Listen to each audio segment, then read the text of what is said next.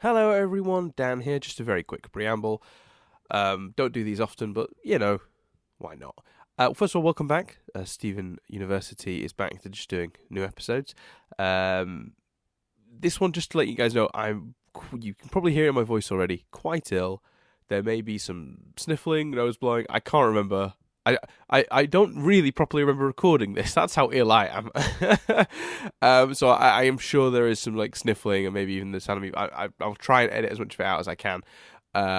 Just so you guys know that I might not sound quite myself as the podcast goes on. The other quick preamble is I've rewatched the episode since recording this, and we talk a bit in this podcast about the physiology of the new things that were introduced, such as the Pebbles and the walls and statues and combs that had sort of sentience of some sort.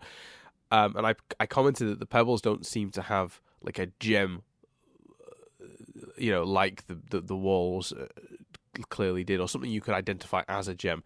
But looking back at it, don't know what the hell I was talking about. There's clearly each pebble has a pebble that is clearly the source of its being. They're in different places, but their physiology isn't as different to the gems as I comment. So I thought I'd put this preamble at the beginning, so you guys know you don't have to comment in the below. I already know that I was being idiotic. I'm already aware that I missed that. Other than that, enjoy the podcast. We're back to it. We'll probably keep doing these Thursdays, Fridays-ish going forward. We'll say Friday, just to give me the extra time, actually. Stick with us over the next few weeks. Through January, we're going to have new episodes of Stephen University covering the new content through the Diamond Days and the Battle of Heart and Mind arcs. So anyway, on with the rest of the podcast. Enjoy. I need Chris here now to be like, cue the music, but I guess I'll just do it myself. Cue the music.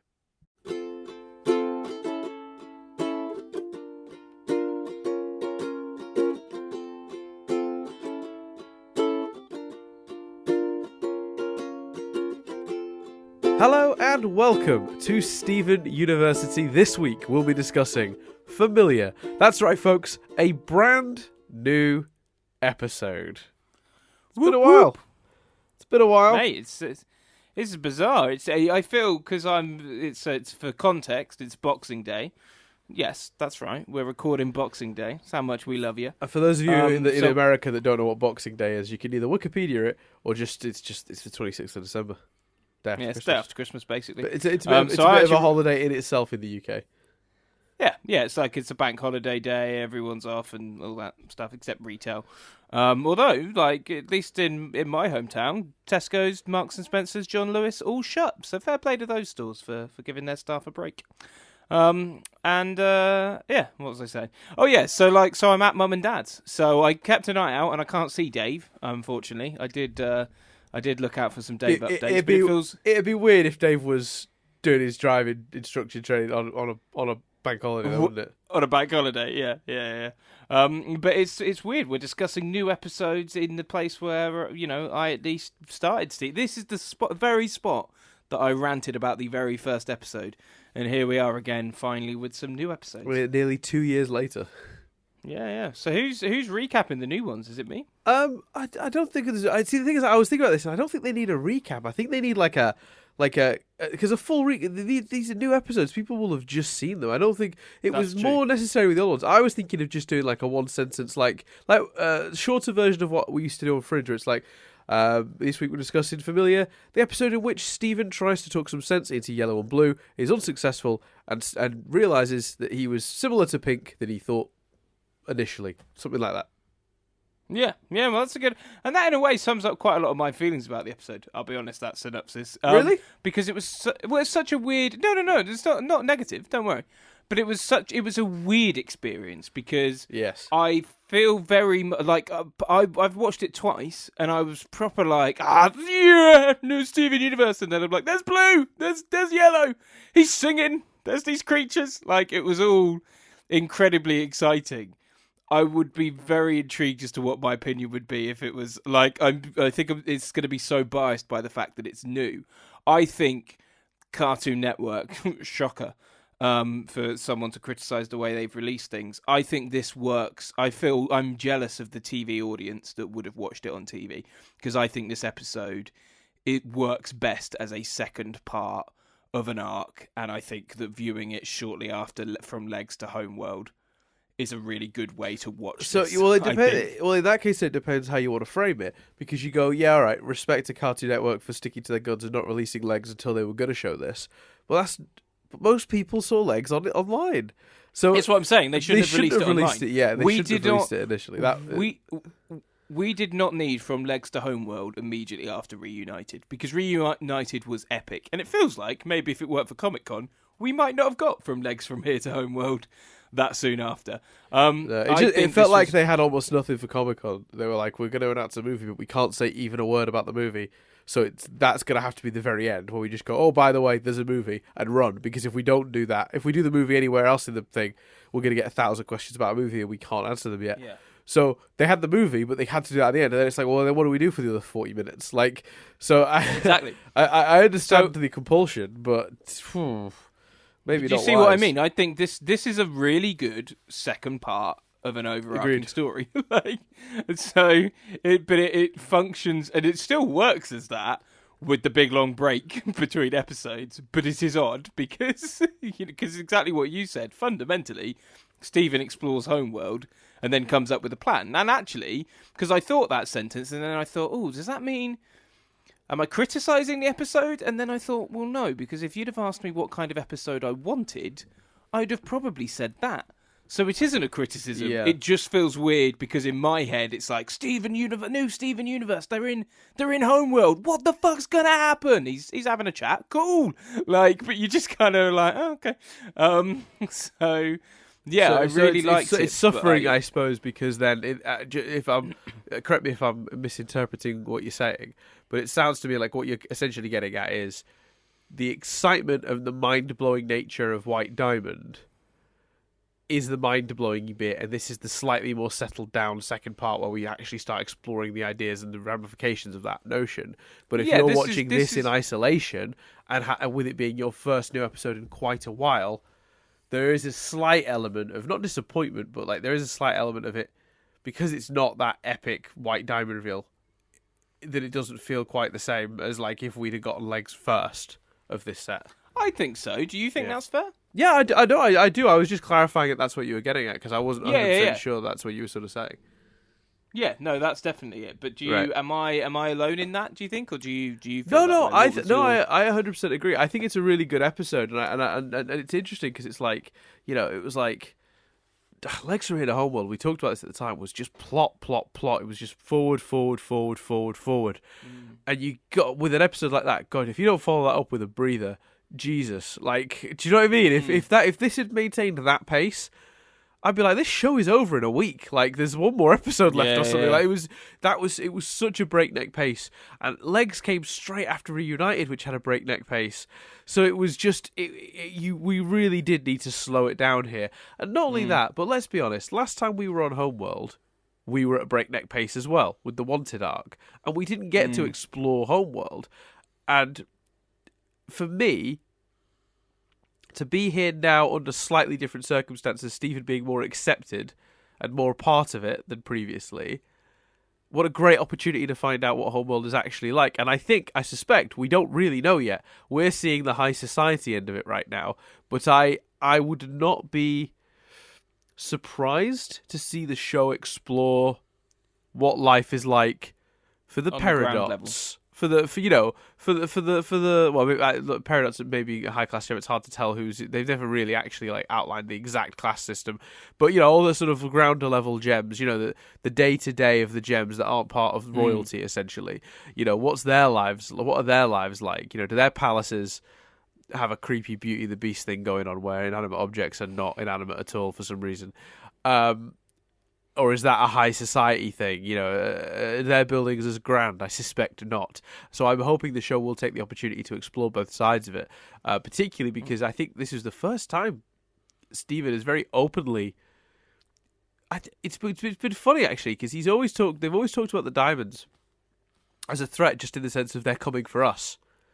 But this is the first time I really got a sense of Stephen being like, no, we've got to stop them. They're monsters. Because he called them dictators at one point. And then what's the lyric in the song? There's a lyric in the song about like, oh God, it's like one of the last lyrics of the whole song. Let me pull up the lyrics quickly so I can remind myself. Sorry to be a pain. It's all right. Oh yeah, I'll show them the errors. Oh yeah, once we're all together face to face, I'll show them the errors of their ways and stop their spread of terror across space. Well, I have a question about that. So I thought they handled that element, this notion that Steven's kind of very aware that they're the bad guys, quite well. I thought the dictators thing worked nicely for that, but it was also a very funny joke. So for those that don't remember, the context of that is, I mean, I know they're busy, being dictators and all, which is quite a funny gag.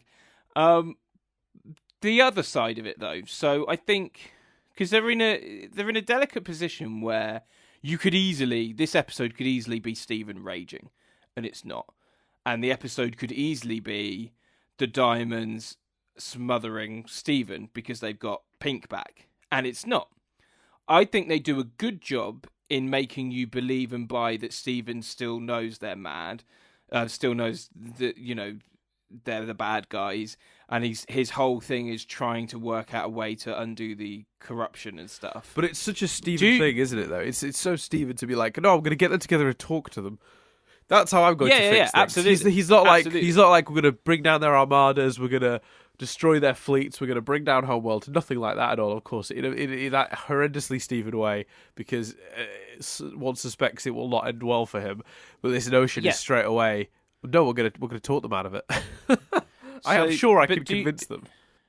Do you think that they do as good a job with the Diamonds side of it? Because I feel a bit like they just immediately get back on with their routine. And Blue has this really lovely moment where she's reminiscing about Pink. But fundamentally, she cuts that short to go to a meeting, even though Pink is back. So yes and no. I think it makes sense for it to be like, great, we're back to normal. Okay, there's two elements to it. First of all, there's a necessity to it. You look at Gem Society, the culture is very much, we all have a purpose, we all have a role. So, being back and just going straight back to it makes a lot of sense from a Gem culture perspective. Does that make sense? Am I clarifying myself? But the other element of it as well is that surely that's the joy of it. It's like Pink's back, things can go back to normal. Or, as Blue suggested, how they were. Because Blue very much hints that Era 2, which is the era following Pink's disappearment, death, whatever you want to describe it as at this point, not a happy time. There was a very distinct vibe of that. So in a weird way, I suppose, you get Pink back, it's like, great, we can just go back to doing what we were doing beforehand. Let's recapture that. Because those were the good days, But they don't say that. It comes across to me more like just like, we're Gems, we're busy. Yeah, no, there is an element of that. I think, but I think is that not us applying human emotion and culture to these aliens? Maybe, but I mean, to be fair, they've got them swimming and sat in a sauna, so I think the show. Well, we have to have a conversation about that in a minute as well, because there's theories regarding what that might be. Which we will get to discuss in a second. We'll get to. I agree with you on the whole. Though, from a character perspective, you do feel like there should be some pomp and circumstance and some joy at Stephen/Pink returning. Well, just more of a reaction, because like Legs from Here to Homeworld ends with them being like, "We're going to speak to White. You can't. We need to speak to her." Stephen then gets kidnapped, and in this episode, they're just like, "How'd it go with White? Badly. Yeah." Like. Yeah, well, they were reluctant to speak to White in the previous episode, to be fair. For those willing? Yes, but they're very reluctant. They did not want to do it. So it doesn't surprise me that they're like, okay, Stephen, Pink did that, so cool, we don't have to worry about that now. Someone else bit that bullet. Cool, I don't have to worry. It almost felt like they were like avoiding it. Do you know what I mean? That makes a certain amount of sense. I just want to quickly add a little proviso that I should have added earlier to this episode. Sorry for those of you who can hear me sniffling or blowing my nose. I've come down with a really horrible cold in the last 24 hours, and I've been a bit run down, which hasn't helped it. It was but like opening the door to it and just being like, "Hey, make me very sick." I think it's a valid complaint, but I think the problem you've got is I think it's really It's not necessarily a important. complaint. It's more a conversation piece. But yeah. No, I think it is. I mean, maybe you didn't mean it as a complaint, but I would not criticize someone who brought that up as a valid complaint because I think you're right from a certain perspective. There is an expectation because if the Diamonds had not been excited to have Stephen back in the previous episode in Legs from Here to Homeworld, you'd crack on. You wouldn't think about it. But they did a lot of like Blue cuddling Stephen and them both being excited about Pink's return. So when you set it up like that, it does seem weird that they seem to just be like, right, we're back on Homeworld. Homeworld life carries on. But I suppose you can fansplain it with the cultures being quite different. But that is fansplaining at this point. No one has said that out loud, so it's purely me justifying the choice. But I do think from a narrative perspective, and well, just more of a flow perspective, that if we'd done an episode of Hooray back on Homeworld, I think that would have really interrupted the sort of flow of this story. I think we needed to get to where this episode ends as quickly as possible to really set up the next few episodes of the story. Yeah. And if that meant we had a little bit of, not inconsistency, but a little bit of, I kind of wish they'd done a bit more with that, with the Diamonds, then, maybe I can live with that if the end goal is a more succinct story. Yeah, that's fair. So now it's time for Chris and Dan's sauna talk. So give me the theories. So the biggest one that we're seeing is that, well, I mean, there's a few variations on it because there's certain elements of it some people like and some people don't. But the basic premise is we saw 3 examples this week of sweat being drawn from a diamond. We saw yellow in a sauna. The sweat was drawn into the floor. She said it's new regarding the sauna.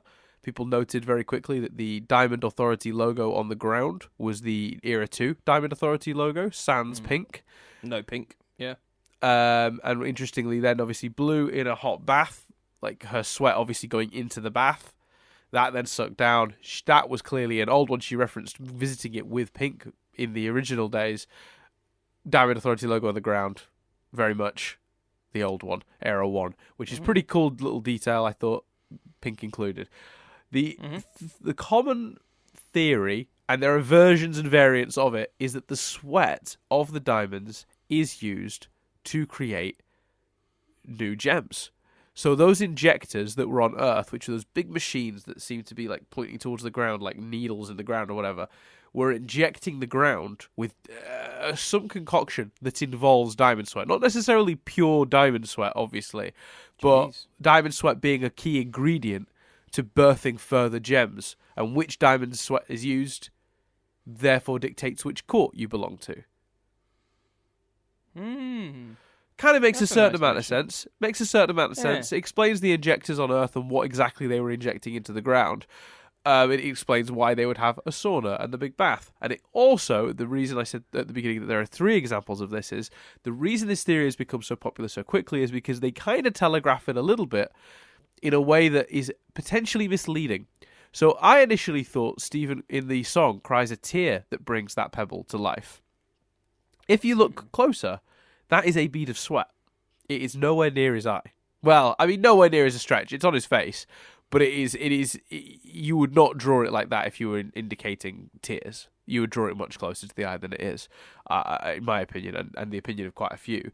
So the theory is that is a dribble of sweat, and they were telegraphing that the fluids of diamonds is capable of bringing life that way. And when you think about Stephen's power set, and Lion, and Lars, and Healing Spit, you sort of go, yeah, all right. Does have a weird consistency to it. I'm clearly useless because the pebble thing, I was like, my big thing was, regardless of whether I didn't even necessarily think about sweat, tear, or etc. I was just like, why is the pebble coming to? I was like, the pebble. I was trying to think. I was like, a pebble's like dead rocks. Like, what's going on here? Like, in my head, I was like, what's he bringing? What's he healing? I was like, he's not healing anything. If he could do, he can't like. I know he made the crack, but you know what I mean? Like, I was like, if he eats with a fork, does the fork come to life? I was like, man, they're stretching this out a bit, aren't they? I was like, maybe it's because it's heightened, because it's Homeworld. So that confused me. That explanation makes a lot more sense. What's really bad about the yellow and blue examples, though, I just thought they were gags. So I thought with the sauna, I was like, oh, the sauna's got an extractor fan. Cool. And then with the water, I thought the gag was that there wasn't much water in there, but Blue is so big that she's made the tiniest bit of water seem like loads of water because her weight and her size has pushed the water to the top. Yeah. Hence, when she gets out, Stephen just falls to the ground immediately because there's actually not much water in there to begin with. I think that was part of it, because when she gets out, there's an immediate drop in the height of the water, and then it drains. I think both things are true. I'd have to rewatch it to be sure, but my memory of it, and I've seen it 3 times now, but the first time I saw it, I was extremely sleepy, and I was just so excited. I was like, I'm going to watch it anyway, and then I took it on board properly another further 2 times. The first time, I definitely distinctly remember thinking that was the gag that was then followed up with a draining.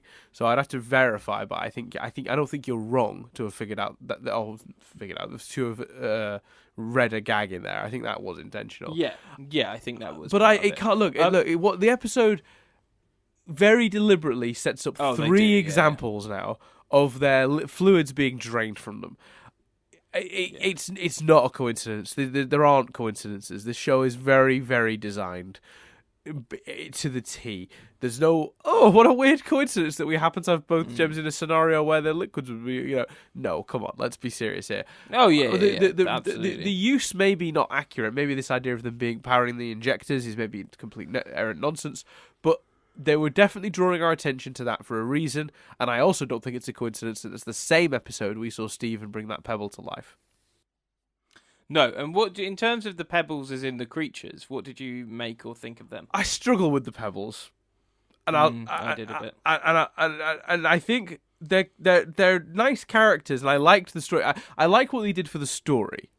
I struggle with them in my headcanon a bit, but we'll get to that in a second. Just to clarify what I like about their function in the story is, I think it's really nice to immediately get a good, clear idea that Pink and Steven were similar. Pink wasn't like the other diamonds, and this is the clearest example we've had of that, because they don't recognize Steven as Pink until he says thank you. Yeah, it's really nice. The moment he shows them the slightest bit of human decency, they're like, Pink! And I was like, that's perfect. Because in a weird way, the story's been structured in a way that's kind of screwed Pink over. Because the first time we saw her, she was being a bratty little shitbag, punching a mirror. You know what I mean? So you get Pink got a bad rap real quick in terms of you just assumed she was a grumpy little shit like the rest of the diamonds. You know what I mean? Yeah, totally. So I think it's nice now to get a better impression of Pink, or to verify because then the only other experiences we've had with Pink since that have been either from Pearl's memory, and Pearl obviously adored her, or stories told about her through Pearl, and again, Pearl's perspective may be slightly biased. How reliable a narrator is Pearl is kind of what I'm getting at. So, it was nice to see that other creatures thought of Pink that way, and they had a really great moment in the episode. Obviously, they helped Steven put the outfit on during the song, and I thought that was really cool. I love the design of them. I like that there's something so creepy about them. They shouldn't be creepy. I know they're supposed to be cute, but they come across kind of creepy because there's just something very unnatural about them. They don't fit with the rest of the gem pathology. They're not a gem that's projecting a body. They're literally a rock brought to life, and there's something very strange about an inanimate object coming to life like that. And it is, again, a very Beauty and the Beast. So yeah, there's a lot so that's where where I stumble now is because they're very creative, they're cute, they have a good interaction with Steven that does a lot for demonstrating what Pink was about. But for my sort of understanding of how gems work and how these creatures work, the pebbles seem off. Is that a specific Pink power? Well, yeah, you kind of, and power is exactly the term, because I was like, I had that reaction of, but the gems have powers. We know the gems can produce things and do things, so why do they need these creatures and what's the full explanation for these creatures. Because it was also... Keep in mind that no one else seems to have them. Well, on the way into the sauna, the walls were kind of talking. Yes, Harry Potter style. Yes, walls, statues. There were several instances of fixtures having some signs of life. But what I found interesting about those were, and what differentiated them to me from the Pebbles, is they seem to all have something you could identify as maybe a gem. Which leads you to this horrible potential thought that maybe any gems that give the diamonds shit become part of the furniture. That's terrifying. Trapped in furniture like Lapis was trapped in that mirror for God knows how long. Maybe. That's quite dark. Or are they, as you've hinted at, kind of like the Pebbles, where it's an inanimate object, a slab of granite, a slab of marble, that a diamond is brushed up against and imbued with some sort of mild sentience. It's really unclear, but I trust that they're going to make it clear, because I think they need to. Oh, I think they will. But did you notice that also the statue and the slats on the wall, they seem to have something you could point to and say that could be their gem in quote marks. It's a similar color to the rest of them, so it kind of blends into the design a bit more. But you could point to it and say that could be the center of this thing, and the rest of it is light, like normal gems. Like they could work with normal gem logic, gem physiology, I should say. The Pebbles, on the other hand, really defy all logic in terms of what my understanding of these creatures has been so far. They were fairly confined at the minute though to Pink's room, weren't they? Correct. So, like you say, they could be just for Pink, or maybe the diamonds don't even know they exist. But Pearl certainly didn't seem to be like, what's going on there when they appeared. Yeah, but did you not notice they ran away when Pearl appeared? Yeah, both times. They were still visible for a second, weren't they? But very briefly. They were scattering as Pearl came in. She did not get a close look at them at all. And I found that very interesting, because presumably Pearl would have known, and Pearl would have spent time with Pink on Homeworld and known. So I found it very strange they scattered for Pearl. I have a potential theory. This is just I'm just working on a little something, that it's a Pink-specific power. You look at what Steven's been able to do with Lars, you look at Lion, you look at this weird gift of bringing life where there isn't. I'm wondering if Pink's compassion gives Pink a power none of the other diamonds have. I'm wondering if this is a Monsters, Inc. situation, Chris. Where they've got it all wrong. Where they think... So there's this... So in Monsters, Inc., for those of you who haven't seen it, I'm sure most of you have, the company scares children and takes their screams and turns it into energy to power the Monsters, Inc. world. And there's a scare shortage. Kids are getting desensitized and are less easily scared, so there's less energy and there's rolling blackouts in the monster world. And eventually, the end, the very nice thing they discover in the first movie, spoiler alert for Monsters, Inc., a movie that is many years old, they discover that laughter produces more energy than scares. And they'd kind of had it wrong the whole time. And there's actually a more efficient way that's better for everyone to do the same thing. So then they go in and don't scare kids, but make them laugh, and then their laughter, powers the monster world, indefinitely. Really, it's a huge surge. I'm wondering if white, yellow, and blue have been going about it all wrong in terms of how they're creating life. When they're colonizing a planet and ruining it, I'm wondering if Pink is worked on a better way. A better way to create life that's more in symbiosis with the planet that she's on and won't ruin it the way that the diamonds did. And I'm wondering if the Pebbles are part of some sort of experiment related to that.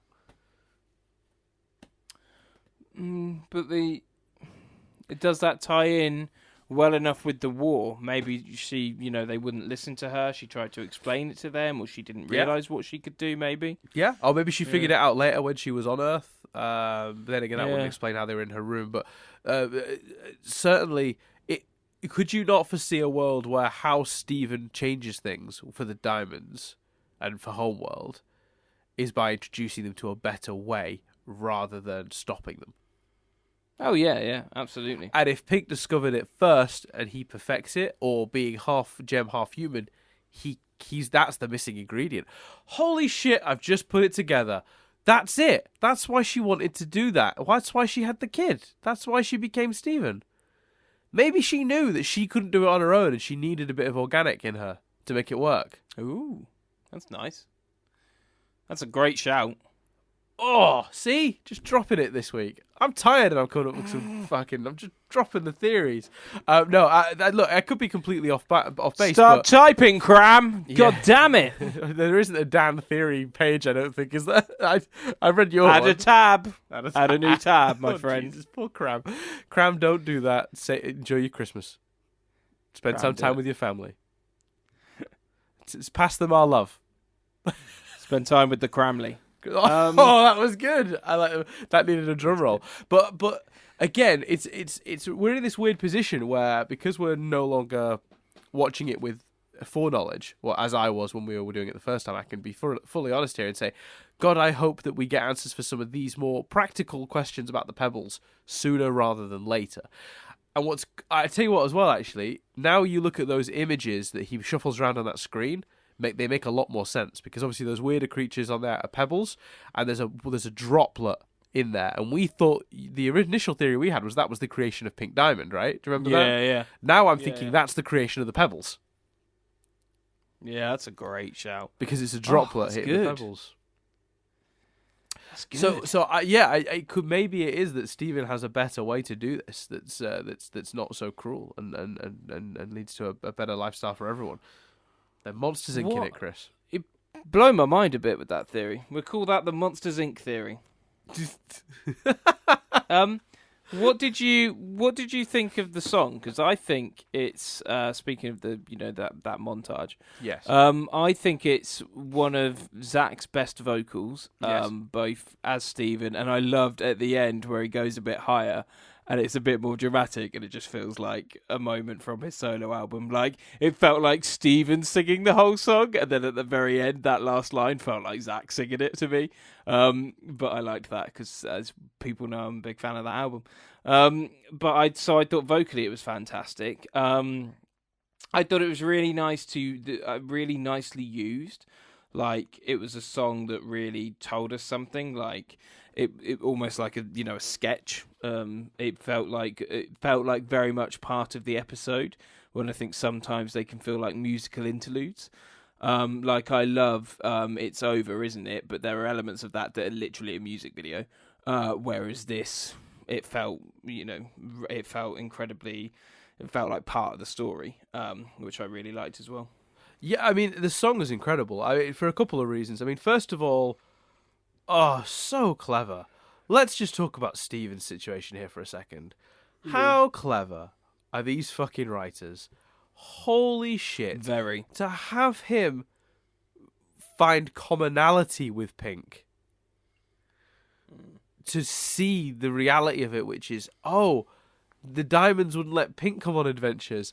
I know what that feels like, and now I'm practiced in how to deal with it. That's incredible writing. Mm. The way that links to season 1 of this show is insane. Because how many episodes in season 1 was it Steven wanting to come off on adventures and not being able to? And he's like, I know, it depends. Depends if you're flood ordering it, but yeah, it's true. So yeah, what are you gonna do now? What are you gonna do now, Kat? Don't you dare! I'm kidding. Obviously, yeah. Flood order's in shambles. It's necessary now. It's all related. No, I'm kidding. Genuinely though, I think that is such a great payoff to that initial story. The idea that he's gonna take what he learnt from that and apply it now, relating to Pink rather than sort of empathizing, just plainly empathizing with. It's so clever. The song itself is beautifully sung. And weirdly, the moment at the end you're referring to, I just saw that as Steven maturing a little, rather than it becoming Zach. Yeah, that's fair. But I see what you're coming from. I think a maturer Steven sounds like Zach. Zach. When he went into that sort of that vocal at the end, that you're right. The very last line is sung differently to almost the rest of the entire rest of the song. I felt that as him sort of like hitting that final determined line of, no, I've got a plan. I know exactly how I'm going to achieve it. hitting that note and like singing it in a slightly older sounding voice was just another like, and here I am literally maturing in front of you. Listen to me as I, both vocally, but like more as a metaphor for the reality of it, which is that this is me hitting a certain level of maturity, and it's really fucking cool. It's great. It's a great song. It's a great song. It's up weird. there for me now. I thought, and it was one of the most instantly catchy ones for me. Like, let's only talk about love, stronger than you, are the times that I can really remember, like, humming the song afterwards. Yes, but I did that with this as well. Yeah, I agree. I 100% agree. It's weird, like, because there's so much to like analyze and pick apart with this one. I almost feel like I was being harsh on it at the beginning when I was like, well, it's very much like a part 2. But what I love is that they've given the time to do that. That's it. But I think it's valid. I think that statement is valid. It's negated, I think, by all the cool stuff we're talking about now, which is why I don't think it is a criticism in the end. Well, I it's think more on balance. This is a very strong episode of this show. The criticism is at Cartoon Network, really. I don't understand why Reunited wouldn't be your season finale, and this wouldn't be the beginning of the next season. Like, just understand that. I mean, how great is Legs as a season opener? It's perfect. Yeah, exactly. And this is a great episode too. Like, it really is. No, yeah, 100%. Do you think he's going to get his party? No, not at all. No, I don't. No, but I have got a weird thing. I thought it was really weird that Pearl made very specific mention of where Pink's court might be now. I think some of Pink's court are still about, and I think that's going to be super awkward because I think Stephen Pink is going to very much prefer having his court be his friends, the Crystal Gems. So I don't know how they're going to take that, if they are still about. That's probably the next episode. I think they're definitely going to explore that. I don't know when. Maybe the next episode. They could certainly fit it in, I'm sure. But at some point, that's getting dealt with. Where Pink's court went after, maybe that's the fucking movie. I don't know. But there was that was such a deliberately placed line. There's no way that's not coming back. It was just well chosen. But like you say, with this show, the writing's so intricate that intricate, is that the right way of saying it? Intricate. That I think everything will come back. Yeah, at some point. Can we talk about the incredible juggler joke? Which is just so funny. Mum was a juggler. I mean, that one. This episode was funny in so many places. I also love Pink Lasagna. Pink Lasagna was amazing. And as somebody on the Discord, I wish I could credit the correct person. I honestly don't remember who said this. Nailed it, I think, though, and said that, like, cue several episodes to pass, and then have Yellow Pearl refer to Stephen as Pink Lasagna out of nowhere. Yeah. Leave it a sufficient enough time that you've forgotten how that started, and then as a non sequitur, have Yellow Pearl call him Pink Lasagna. I watched it for the first time yesterday, and I wanted to rewatch it before finding out, and I did that. Like, I had the opportunity to do that just before recording, so I did, for things to be fresher. Sure. What was Discord reaction to the episode? It was mostly people theorizing rather than like.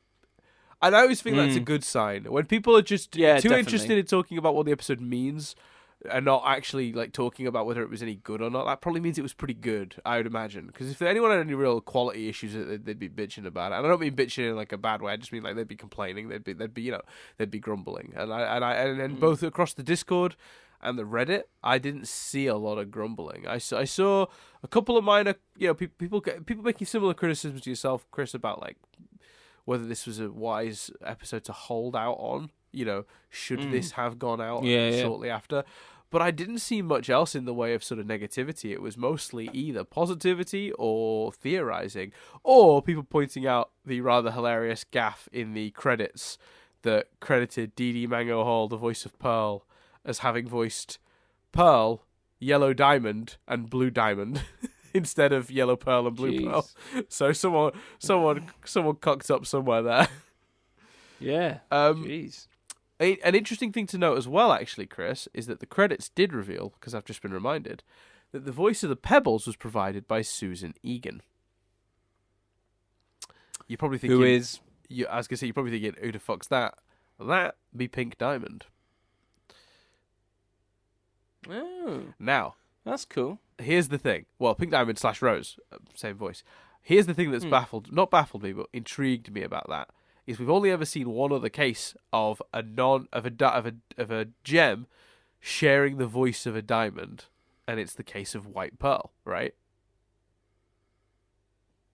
White Pearl speaks in White's voice.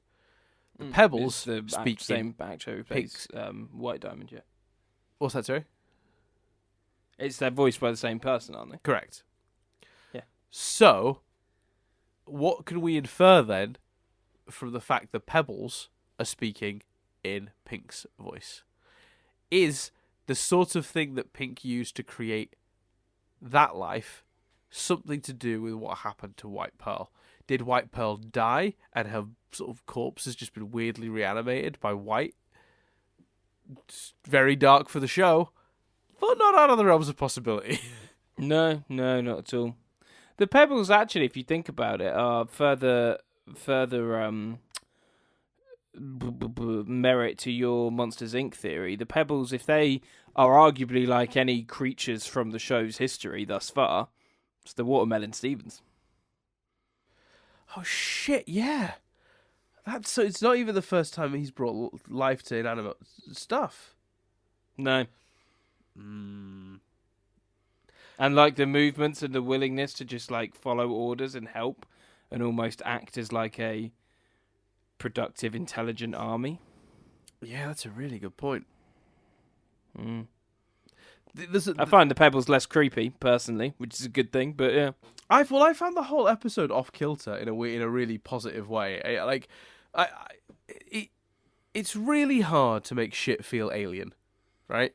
We've seen aliens a lot on television, and 9 times out of 10 they just borrow from the alien cliche book. They're flying saucers, they're big, tall, skinny, big eyes, whatever. Like, you know what I mean? This felt truly alien. Yeah, like, very much so. Everything about this episode feels off kilter, and you feel uncomfortable the whole time. And I found the Pebbles were the same, where I was just like, there's just something not quite right about this situation. There's something off about this situation, and I can't put my finger on what it is. And I don't know whether I'm supposed to be creeped out by these fucking Pebbles or not. In fact, now I know I'm probably not supposed to be, having now seen it twice, but I still feel vaguely like unsettled by them. Because there's and it was the same thing when you saw that statue's eyes blinked, or the things on the wall had faces and stuff. It's all kind of like body horror, like a version of body horror. Yeah, very much so. And there's something messed up going on here. Either that or the Absorber Loft villain from Doctor Who series 2 episode Love and Monsters is a little crossover happening. Little crossover. Why not? Stick him in there. Yeah. Stick him in there. Here's the thing, though, as well. This episode was worked on, at least in some way, by Pendleton Ward, who created and sort of gave life to Adventure Time. This episode could not have been more Adventure Time in some of those weirder design elements. Like, the Pebbles look very Adventure Time. Some of the designs on some of the doors that lead to Yellow Diamond Sauna, those designs are very Pendleton Ward. The idea of so many inanimate objects having faces and stuff, that also feels very like it could fit in the world of Adventure Time. So I wonder how much influence was placed there. But it did this episode so much disservice so much service because not disservice because the whole tone of it is that off kilter weird feeling that I'm describing ran through as an undercurrent everything. Even though Steven is perfectly safe walking around in Homeworld now and the diamonds aren't out to kill him anymore, I felt as threatened for his life and his safety on there as I did when he went there in Wanted. But I think one of the things that did that so well is whilst there was a bit of, hey Pearl, what does this mean? Well, Stephen, it means this.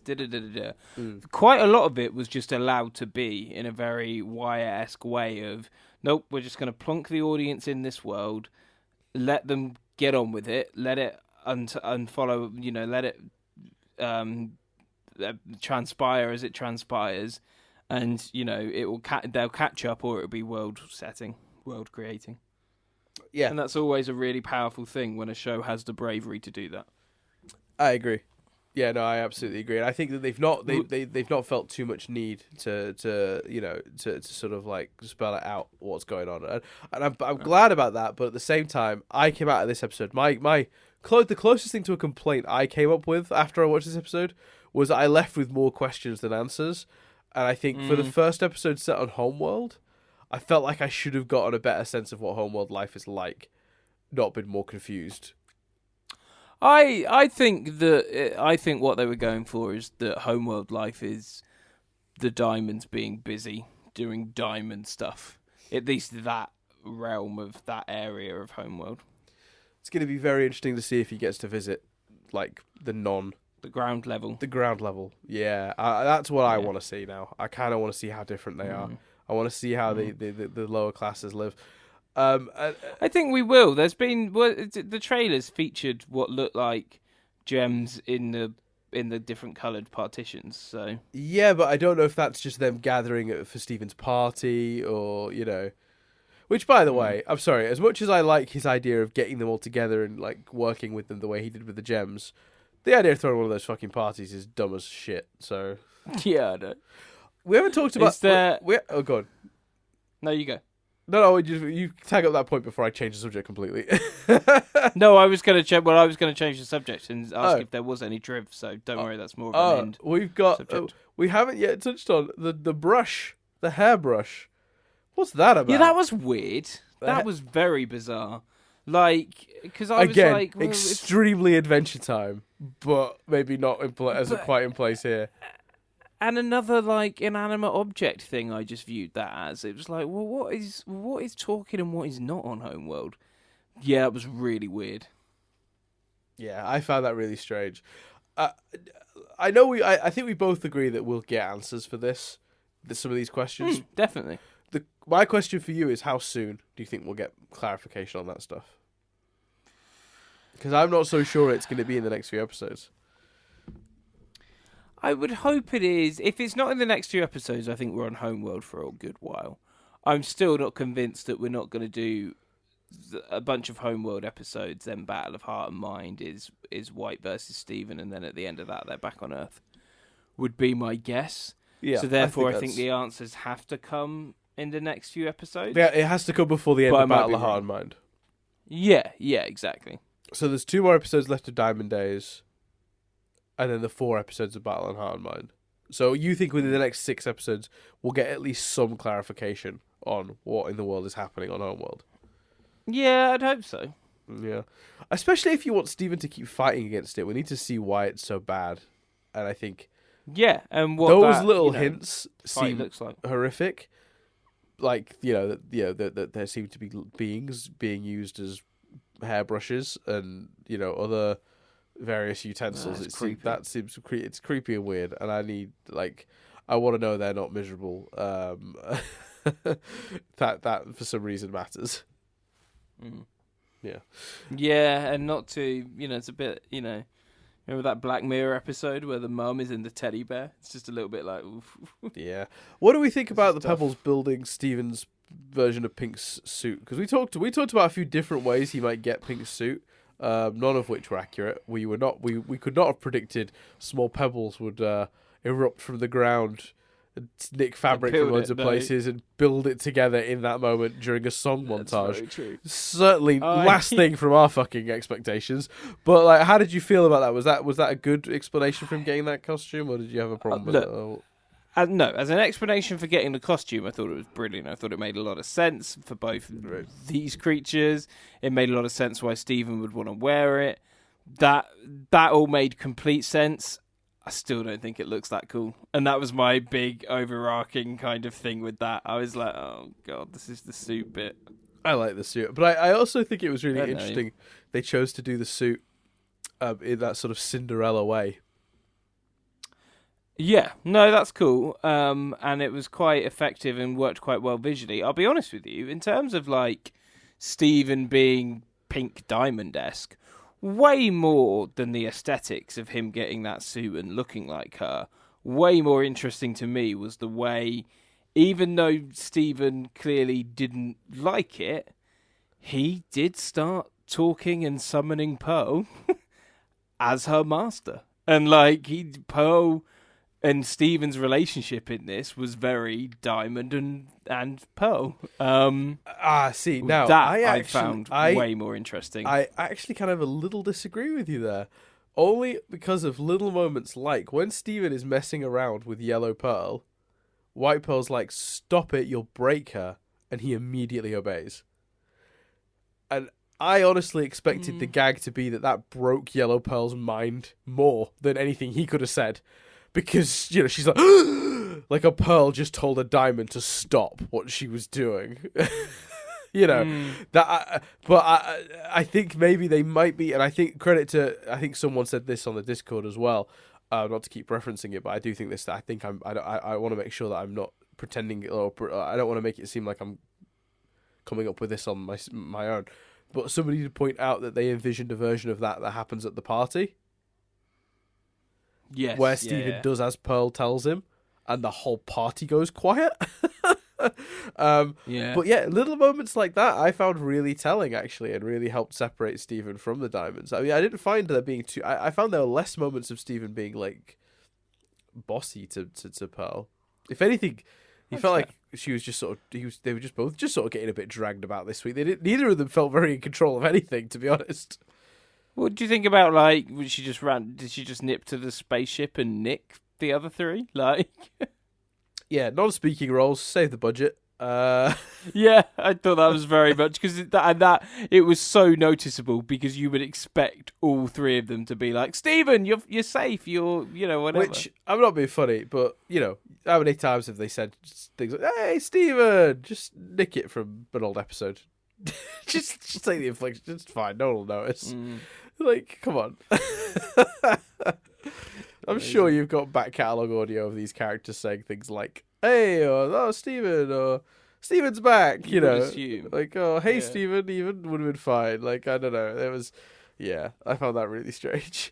Is there any trivial? There is a little, but it's not very full yet, because obviously it's pretty of course. The point we're recording this has been out for like 2 days at most. The episodes show that gems, at least the diamonds, seem to engage in some human-like recreational activities, the examples being a sauna, bathing, playing in a pool, and hosting parties like balls or dances. The diamonds seem to practice hygiene activities, an example being Blue's use of a comb to groom her hair. And apparently possessing a toothbrush. Did I miss the toothbrush? Was there a toothbrush? I assume it was just another object in the cup where she put the comb. Gotcha. Okay, fair enough. There were a few objects in there. Yeah. Okay, I might need to pause that shot again. Then have a look at what the other ones were. I guess I didn't pay enough attention to that. That's reasonable. Yeah, there were a lot of weird sort of human stuff for them to be doing, which I did find to a certain extent quite strange.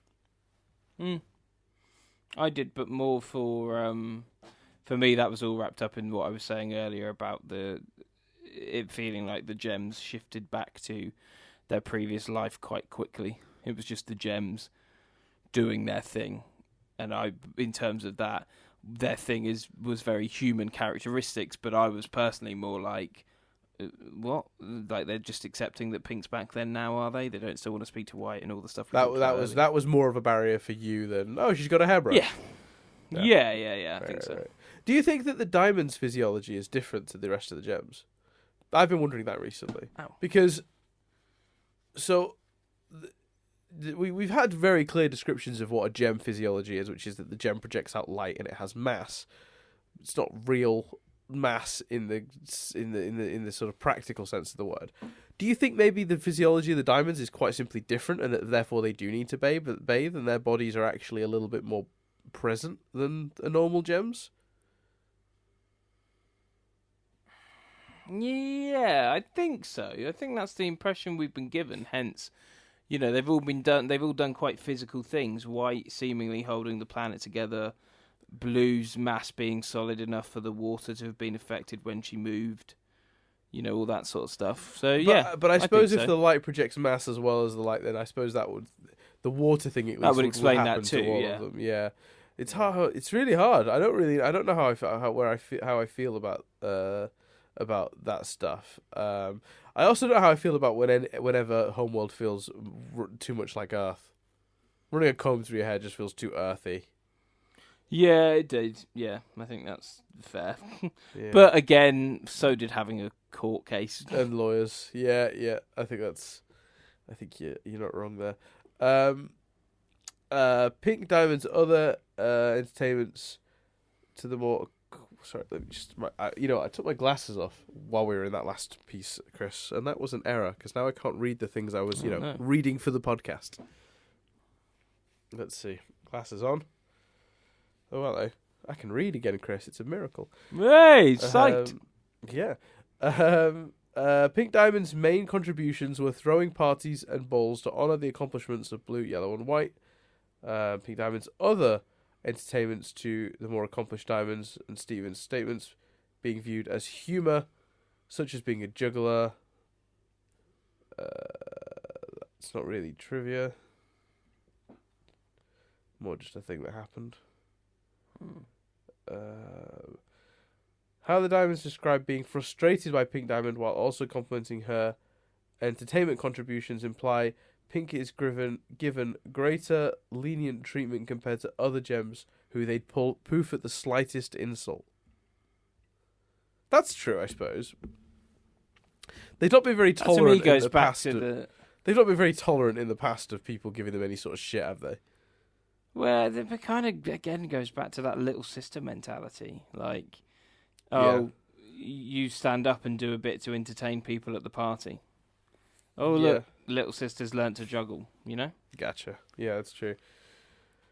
It definitely full-on sisterly vibes with the whole, I don't understand, Yellow moaning that she's got loads of successful colonies and hasn't been invited to White Diamond, but Steven's got a failing one and has, And then she there's a really great moment where Steven's like, well, try failing. And she's like, no. Which I just think is like, it's a really great moment when she's just like... But I just thought that whole scene, like maybe it's because it's Christmas, so it's like peak family politics season. But I was like, oh, that resonates. Right. Yeah, that makes sense. Not with me personally, by the way. Not with anything to do with me and my sister, but like hearing what friends are going through with siblings and hearing what other people within the family say about their siblings and stuff. Yeah, no, I agree. There's not much else except for the Pebbles creating Pink Diamond's dress is likely a parody of the scene in Walt Disney's Cinderella, which I've already referenced. Yeah.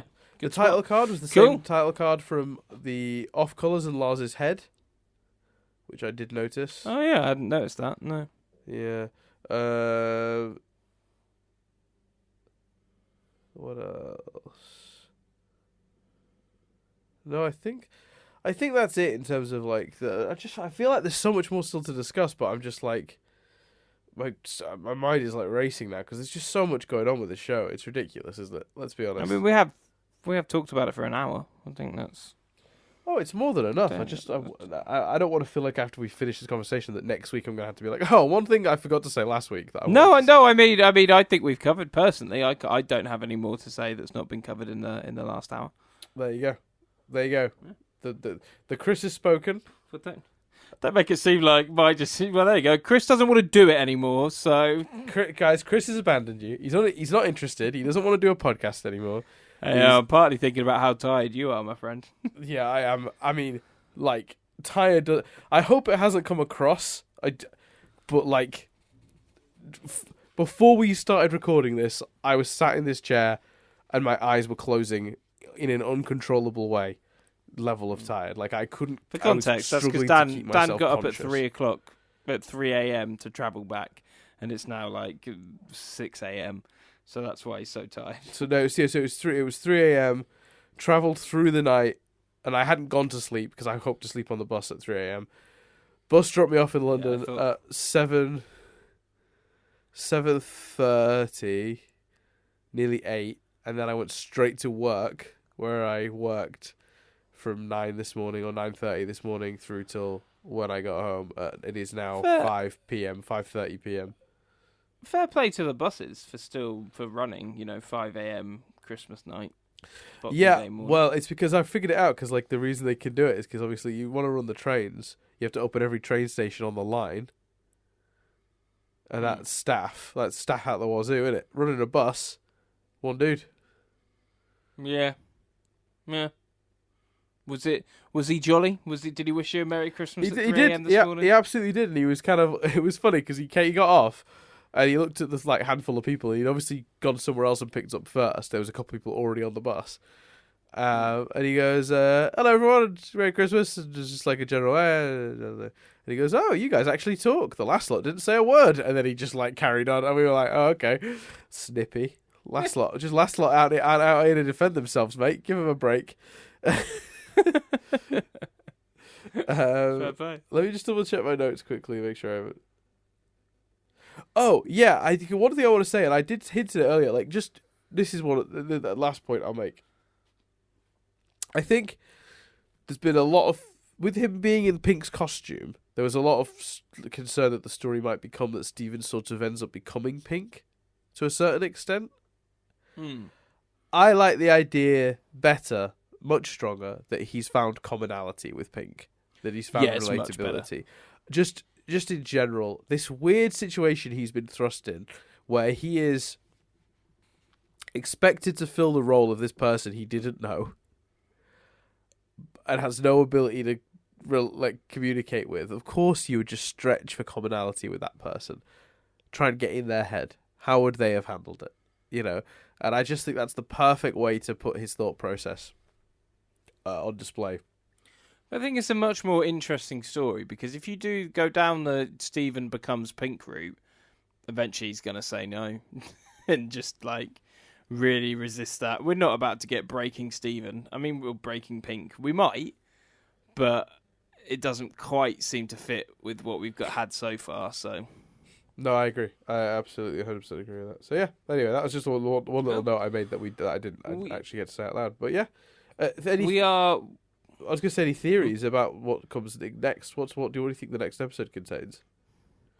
I think it's going to be very similar to this one, but with conversations about the party and the ball, and maybe the crystal gems getting taken away and divided up, and the court stuff. Well, I think it's Together Alone next, isn't it? I think that's the title, yeah. Which could, and a lot of people seem to feel very strongly hints at Stivoni. Because obviously Stivoni's first episode was called Alone Together. Yeah, maybe. But then we've got, the obvious route for that is Gems reacting to Stivoni. Whereas I'd rather see Steven reacting to more Gem Homeworld stuff, personally. It does seem too soon to be making him deal with that. Yeah, exactly. What do you expect to see? It's a really good question. I was kind of, I was thinking it was going to be about Steven trying to make this party happen and it not quite happening the way he wanted to. Like, I think that scene, same as me then. I think that scene in the not in the courtroom, in like what seems to be like a sort of a big sort of palace room with thrones. I think it's going to be Steven, the crystal gems, and blue to start with, and then yellow will join, but white won't, and no one else will. And it won't quite work out how Steven's intending it to. But I don't know if we'll see Stivoni. I just don't see it. I just feel like Stivoni would muddle what is currently quite a clear, straightforward story. Yeah, I agree. And And it's not that I don't want to that, ultimately. like- It's worth noting. That's something I want to deal with, but I just don't think it's appropriate to deal with it now. There's too much else going on. It won't get the play that it deserves. I really do want next episode to be this episode, but so more Gem World stuff and maybe a bit about where the crystal gems and Connie fit into that. Yeah. That's definitely what I would prefer. And then we build to something and we have an exciting incident in escapism, and then we have the arc. I think that's you. I think you've hit the nail on the head, though. I think it's gonna be. But you think of that shot of Blue separating Steven from the crystal gems. I think exactly. maybe the reason this party doesn't come off is because they're like, well, you need a court if you're going to come to the party. And he's like, well, I'm bringing these guys, and they're like, well, no, you're not. You're not bringing these. Yeah. And that's where Blue's like, and you call that a garnet? Kind of you to give me the credit, but that came from something you said earlier. So that's more you than me. Oh, really? Yeah, you said about him needing a court, and wouldn't he want the crystal gems to be his court and stuff? Right. Well, the teamwork, Chris. Teamwork Makes the dream work. There you go. No, so I think, but putting those ideas together, I do think putting Steven / Pink in a position to be torn between keeping his friends as his court and not is a really interesting idea. Maybe that's what this line was setting up. Maybe the Pearl line this week wasn't really about setting up where the old court have gone. Maybe it was just about setting up the existence of a court for them to do a storyline next week about Steven needing one.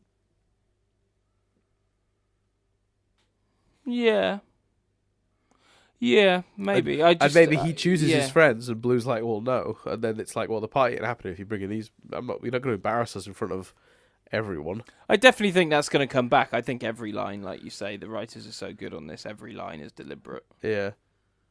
Whether it comes back next week or not, I don't know. But it would suspect it seems the logical way for the story to go based on what happened this week in the trailer and stuff. I could almost see a world where where gems are waiting to come to this party outside while they're inside, and she's going, well, no, you're not going to be seen with these. No, I'm not having it. Like you know, no one from the colonies will respect us if they see us fraternizing with these dickheads. We need to be on our thrones looking threatening. You know, the crystal gems aren't going to be an acceptable, group for you to be spending time with in the public eye. And you know that shot of the gems outside and one sticking its head out? Maybe that's the cue. Maybe that's the people outside waiting to get in. I don't think they'll use the term dickheads. But I think the rest of what you said's a great idea. That could very well be it. That's the sticking point that stops this this party from happening. I also hope that if they do a party, I hope it's very different from a human idea of like a ball or whatever you want to call it, a party. Like too much stuff has been too human, and I think I want to see something really weird now. Like Steven has one idea of how it should go, but that's the diamonds are like no, that is not how we do a party over here. Yeah, it's all very alien. It's all very segregated and very cold, and not the kind of the warm, fuzzy feeling we get from parties. Well, some parties. Yeah, depends who's there. Yeah. Cool. So we're gonna try and get these to you on a Thursday where possible. Yeah, Thursday to Friday. Thursday to Friday. So that'll be coming next week. We haven't talked about that. They didn't drop them all, which is still a bit crazy to me. Insane. But did work out better because it meant we were going, oh shit, how are we going to record one episode? Not how are we going to record 4. 4. So yeah. I mean, just to, on that point, Cartoon Network, what are you doing? Yeah, the reason I was so confident about the dropping on the app is because it just made no sense any other way. I couldn't foresee a world where it would be acceptable to put a brand new episode of a show on Christmas fucking Eve when no one will be watching. Insane. Yeah, it is nuts. And it was funny, the excitement in the Discord the day before. It's like someone, I can't remember who it was, but someone was just like, it's like it's Christmas tomorrow. It's just very, very funny to me. Yeah, they're nuts, man. Like, Reunited was the series. This should have been the series finale. This should have been the bomb that opened the series, and it's just madness how it's gone down. Yeah. It's worth noting as well, we've sort of suggested it in the Discord. and I'll put it out here for people to comment if they've got any major complaints. Once we have watched and reviewed these episodes and the Battle of Heart and Mind episodes, we're probably going to take a couple weeks off, unless, of course, immediately after Battle of Heart and Mind Day they release more episodes. But Which is possible. We're not going to go straight back into hiatus content. We're going to take a small break after we've caught up. So I think a couple of years in, because by that point it will be like February, which will be the month we originally started recording these in. We started recording them late January, 2000. Where are we? 17. Yeah, January 2017. Then through to January 18. To January 19. So we'll by that point we'll have done 2 years worth of recording, so I think we'll have had a well-deserved break, Chris, don't you? Yeah, and I think it's just to keep things fresh, and I think we are really proud of that hiatus content. But it will, in order to keep the hiatus content, things that we're proud of, a little break will do us good. In that I agree. regard. Yeah, and I like the idea of. I've had an idea recently of when we come back doing character-specific episodes, where we go through. Take a character, look at all their key episodes and their overall arc. Oh, that's good. So, say, we'll do an Amethyst episode where we talk about all the episodes that have pushed her character forward and sort of how the show has, driven her over the course of her episodes. Can I just, on that, one hiatus episode we didn't get to do because of Cartoon Network dropping it the way they did. At one point, I suggested to Dan we did a Christmas special of Steven Universe called "What Would We Get the Crystal Gems for Christmas?" I only had one. I had two answers. I can't remember what my other answer was, but oh no, wait, hold on. Oh, I can remember. So for Garnet, I was going to get her a VHS, a videotape. Because what do you get the woman that can see into the future? A gift from the past. And yeah, she won't see that coming. I'll take that. Exactly. Surprise! It doesn't work. For Pearl, I was going to get her 19, 21, and 25, which are, as I'm sure some people realise, the 3 Adele albums. And I was just going to get her to sit down and listen to them and just think about Rose. And just kind of get it out of her system. Like, get it, just really take a moment and backed by Adele's post-heartache songs, just get that all out. So yeah, those were the only 2 gifts I'd thought of. I haven't thought of anything, so yeah, no, nor should you have. But I just wanted to, that's why we're taking a break, to avoid episode like that.